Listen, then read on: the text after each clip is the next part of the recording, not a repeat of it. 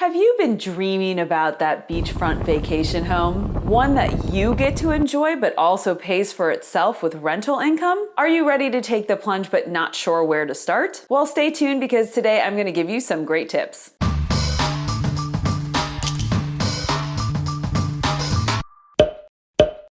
Hey everybody, this is Melanie Atkinson, realtor with Smith & Associates in beautiful Tampa Bay, Florida, and I know a lot of you have been dreaming about spending those winter months down here in Florida with the sun on your face and the sand in your toes. But before you go off and buy something, I wanted to give you some tips so you can make the right decision for you and your family.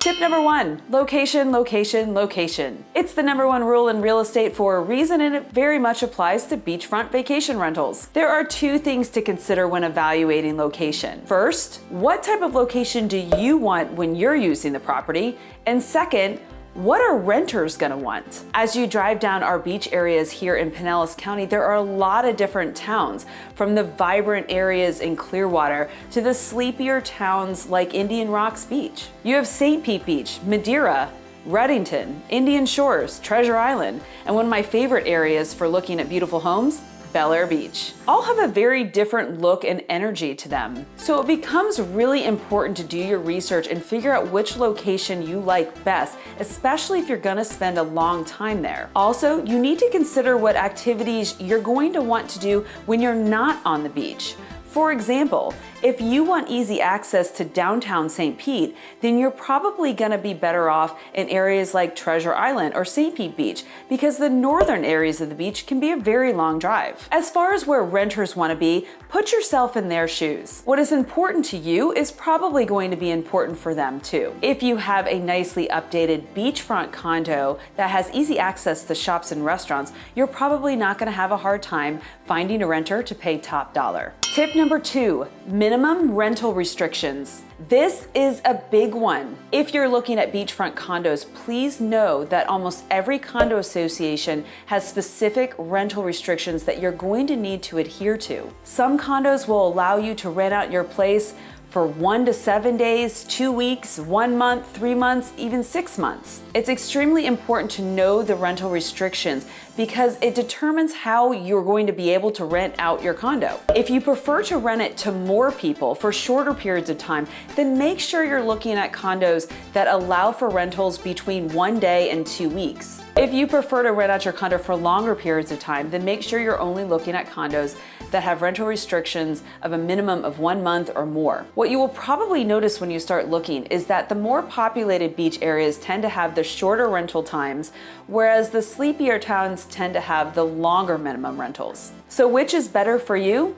It completely depends on how you're planning on using your vacation home. Long-term rentals mean less flexibility in when you can use it, but you might not like the environment of a shorter-term rental building where people are coming and going kind of like a hotel. So you want to figure out whether you want your vacation home to feel more like a home or a hotel. If you're looking for a single family home that doesn't have the restrictions of a condo, please make sure you're checking into the rental restrictions of those individual towns or villages. Some of them do actually have rental restrictions, especially when dealing with short-term rentals or renting out a portion of your home. This is a real hot button issue for beach towns, so make sure you're getting all the most up-to-date information. Tip number three, property management. Most of my clients who have purchased beachfront vacation rentals don't have the time or energy to advertise their condo, collect the rent, do the leases, manage the maintenance of the property, and pay all of the taxes. That is why a property manager can be well worth the money. Most property managers that I've run across charge between 8 and 10% of your monthly rent, which may sound like a lot of money, but they can also save you a lot of headaches and keep you out of trouble, especially when dealing with state and local taxes. If you're renting your house or condo out for less than 6 months, you not only have to pay a state sales tax, but you also have to pay a tourist development tax. In Pinellas County currently, those two taxes combined are 13%, which you need to charge to your tenant and then pay accordingly. You also want a professional on your side that can take care of any problems or maintenance issues that come up. If you live up north, it is really hard to know who to trust to fix your air conditioner if it breaks. And speaking of repairs, that brings me to my next tip. Tip number 4, costs. There are a lot of costs associated with vacation home ownership that you need to consider. Condo association fees, property taxes, insurance, property management fees, and the general maintenance of your condo. These costs can add up, so you really need to crunch the numbers to see if you can actually net a profit every year. And while you're doing that, it would be very beneficial to you to consult an accountant and talk to him or her about any tax implications or deductions. And further, it's also helpful to consult a property manager who might be able to give you estimates of how much your condo will actually rent for. Now, a lot of people aren't looking to make a profit on their beach vacation rental. They just want to have a fabulous place to live when they're here, and they want the renters to pay for a portion of their holding costs. If that's the case, then you don't have to stress as much, but I still recommend